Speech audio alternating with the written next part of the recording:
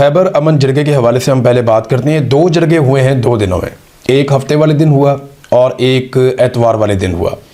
ہفتے والے دن جو جرگہ ہوا وہ پاکستان کی اسٹیبلشمنٹ کی آشرواد سے ہوا۔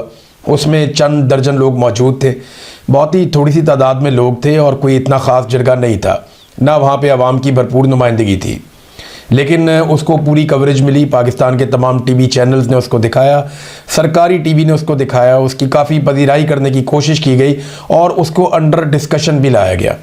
لیکن جو دوسرا جرگہ ہوا وہ خیبر امن جرگہ ہے۔ یہ جو خیبر امن جرگہ ہوا اگلے دن، پہلے والا باڑہ میں تھا اور اتوار کو خیبر امن جرگہ، یہاں پہ ہزاروں لوگوں نے شرکت کی ہے۔ یہاں چند درجن لوگ نہیں تھے، لیکن اس کی زیرو کوریج ہے۔ اسے کسی پاکستان کے ٹی وی چینل نے نہیں دکھایا، اس کی خبر نہیں چلائی گئی، اس کو اخباروں کے اندر بھی غالباً اب نہیں چھاپا جائے گا۔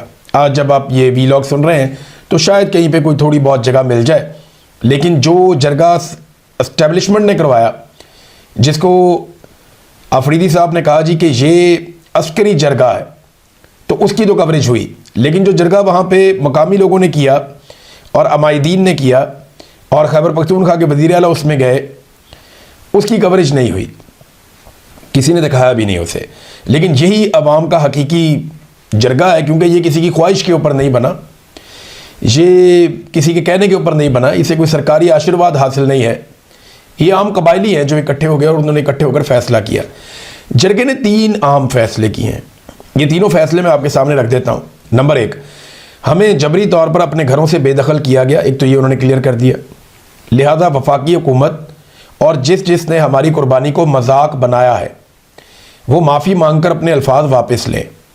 پہلا تو ان کا تقاضا ہے کہ زبردستی نکالا ہے، معافی مانگو جس نے مذاق اڑایا۔ دوسرا مطالبہ، جو دوسرا فیصلہ ہے وہ یہ ہے کہ بار بار اپنے گھروں سے بے دخلی بند کمروں کے فیصلوں کا نتیجہ ہے۔ اس دفعہ ہمارا رخ پرامن طور پر اسلام آباد کی طرف ہوگا۔ اب ہم ریاست پر قابض لوگوں سے امن سے جینے کا حق مانگیں گے۔ یہ جو ان کے ساتھ کیا جا رہا ہے نا، خیبر پختونخوا کے لوگوں کے ساتھ، انہیں بار بار ان کے علاقوں سے نکال دیتے ہیں اور نکال کے کسی بھی ایریا میں بٹھا دیتے ہیں۔ ان کو پاکستان کے اندر ہی آئی ڈی پیز بنا دیا جاتا ہے، ہجرت کر کے ایک جگہ سے دوسری جگہ۔ پھر جب یہ واپس جاتے ہیں تو نہ ان کے بازار، نہ ان کے گھر، نہ ان کی جائیداد، نہ ان کا کاروبار، کچھ بھی انہیں پہلے جیسا نہیں ملتا، بلکہ بہت ساری جگہوں پہ قبضے ہو جاتے ہیں اور عجیب ماحول بن جاتا ہے۔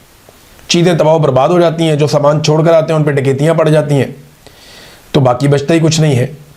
تو اب وہ یہ کہہ رہے ہیں کہ ہمارے ساتھ اب اگر یہ کیا جائے گا تو ہم اپنے گھروں سے نکل کر پھر اسلام آباد آئیں گے اور پرامن طریقے سے آئیں گے، اور ہمارا رخ اسلام آباد کی طرف آئے گا، اور اب ریاست پر قابض لوگوں سے، یعنی ریاست کے اوپر جن لوگوں کا قبضہ ہے، ان سے امن سے جینے کا حق مانگیں گے۔ تیسرا فیصلہ انہوں نے یہ کیا کہ پہلے مرحلے میں خیبر امن جرگے کے تمام فیصلے جو ہیں وہ تمام قبائلی اضلاع میں جرگوں کے سامنے رکھے جائیں گے۔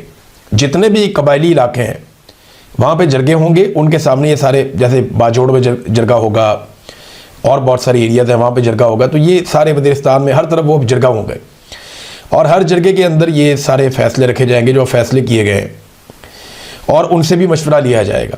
پھر پورے خیبر پختونخوا کے پختون کا قومی جرگہ بلایا جائے گا، جس میں آخری فیصلہ ہوگا کہ پختون قوم اب مزید بند کمروں کے فیصلے قبول نہیں کرے گی، اور ریاست پاکستان پر قابض مائنڈ سیٹ کو اس سے آگاہ کرے گی۔